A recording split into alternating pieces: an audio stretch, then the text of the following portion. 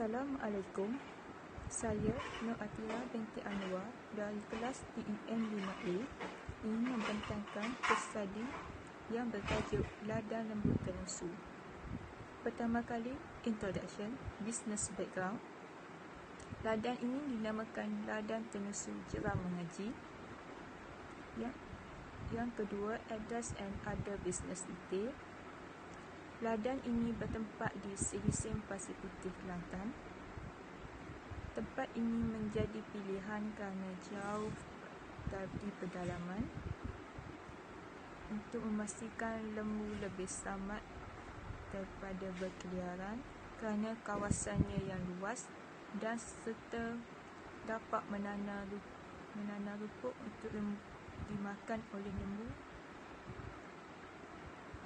Dan ladang ini dibuka 24 jam, 7 hari seminggu.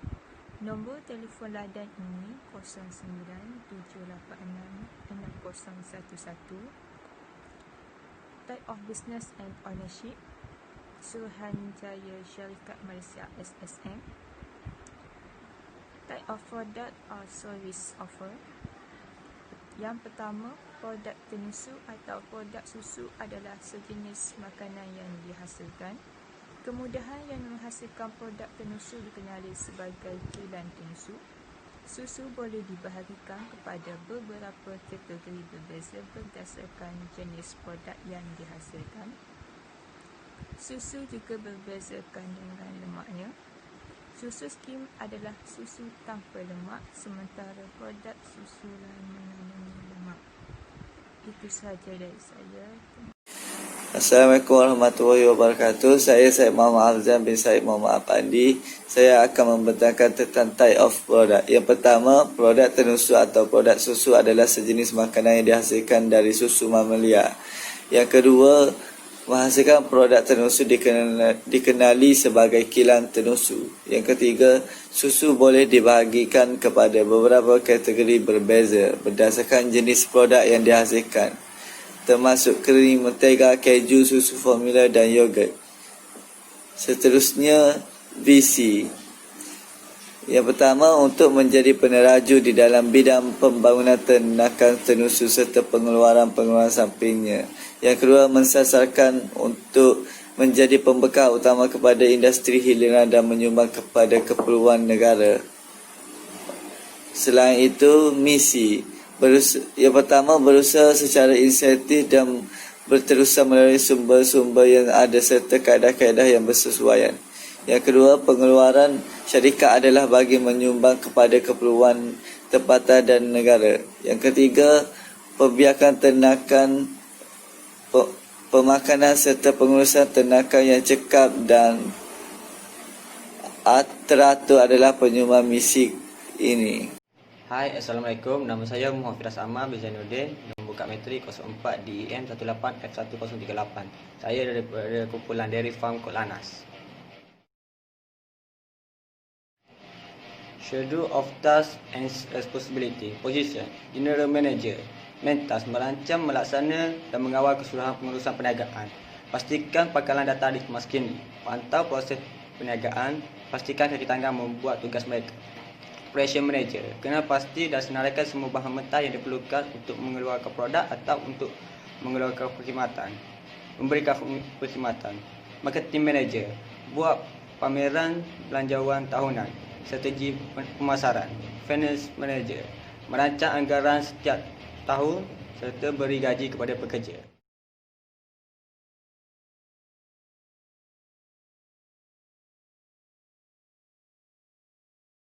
Initial Capital Revenue per month.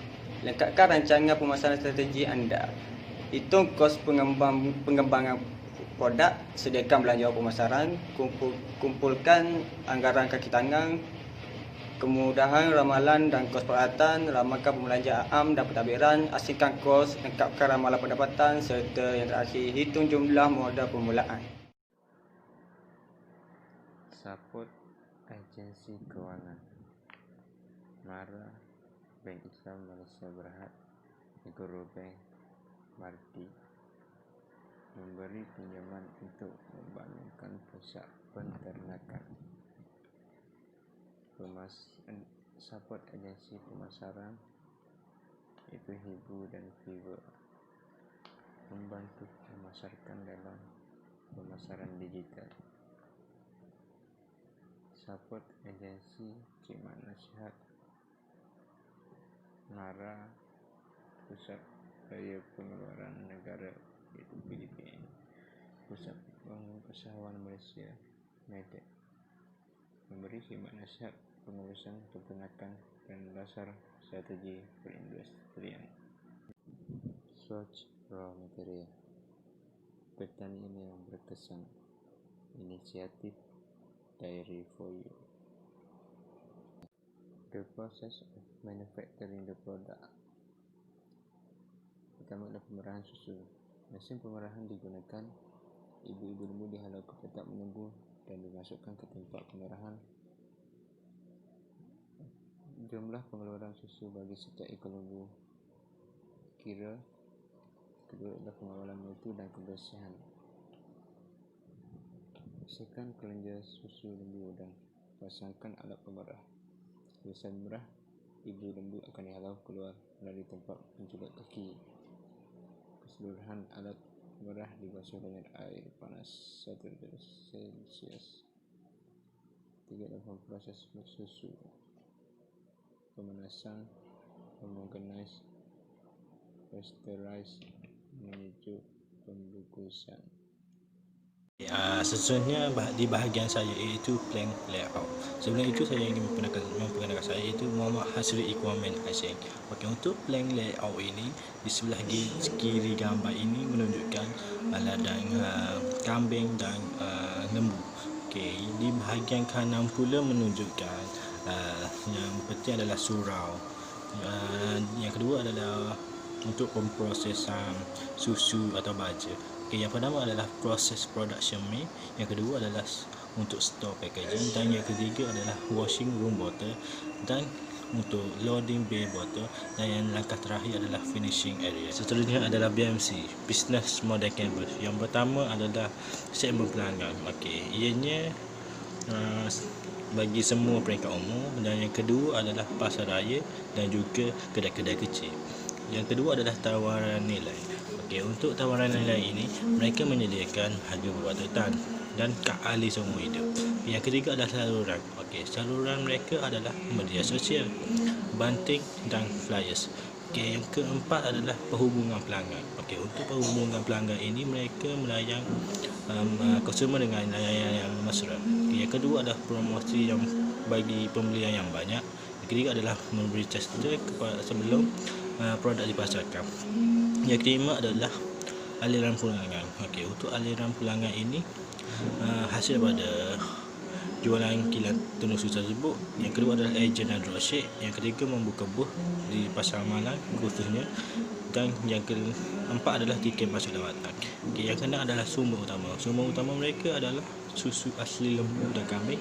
Yang kedua adalah baja tahit lembu dan kambing. Dan yang ketiga adalah mesin perahan susu. Okey, yang ketujuh adalah aktiviti utama. Aktiviti utama mereka adalah memproses susu. Yang kedua, baja tahit lembu, kambing. Dan yang ketiga adalah lawatan khususnya untuk pelajar. Yang ke-8 adalah rakan niaga. Rakan niaga mereka adalah Jabatan Veterina, Agrofan untuk baja. Dan yang ke-9 adalah kos struktur. Kos struktur mereka adalah untuk kos modal, yang kedua kos periklanan, dan yang ketiga adalah kos penghantaran. Okey, bagi bahagian terakhir saya adalah conclusion ataupun kesimpulan. Okey, untuk kesimpulannya, kilang yang kami telah lawati ini memberikan sedikit pengetahuan yang berkaitan dengan bagaimana pemprosesan susu ini. Okey, persekitaran susu menjadi tarikan pelancong di Kelantan terutamanya kerana mempunyai pemandangan seperti di New Zealand. Kami berharap kami dapat bekerja sama untuk memastikan wilayah kami berada dalam keadaan bersih dan sihat. Oleh itu, kualiti susu di negara kita akan terjamin dan boleh berkembang maju dan dipasarkan ke peringkat yang lebih tinggi dan yang lebih jauh.